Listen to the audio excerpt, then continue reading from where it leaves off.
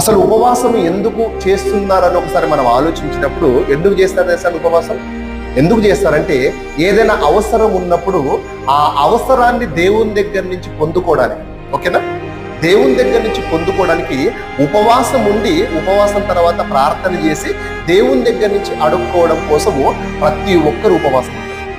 లేదండి ఉపవాసం దేవుని కొరకే ఉంటున్నామన్న వాళ్ళు ఒక్కరు చేయొద్దంటే అసలు ఇక్కడ ఎవరు లేరు, చెయ్యరు కూడా ఉపవాసం. ఉపవాసం చేయడం వెనుక ఉద్దేశం ఏంటంటే దేవుని దగ్గర నుంచి ఏదైనా రాబట్టుకోవడం కోసం అనమాట, ఓకేనా. పెళ్లి కాకపోతే ఉపవాసం ఉండడం, ఓకేనా. ఉద్యోగం రావట్లేదు అని అంటే ఉపవాసం ఉండడం, ఓకేనా. లేకపోతే ఇంకేదైనా కోర్టు కేసు ఉంది, లేకపోతే ఇంకేదైనా సమస్య ఉన్నప్పుడు ఉపవాస ప్రార్థన చేయి, దేవుణ్ణి కార్యం చేస్తారంటారు. ఎవరంటారు ఇది? అయ్యగారు ఈ విషయాన్ని ఉపవాసం గురించి చెప్తూ ఉంటారు అన్నమాట. ఇప్పుడు ఇవన్నీ నిజంగా దేవుడు చెప్పినయేనా? దేవుడు ఇష్టానుసారం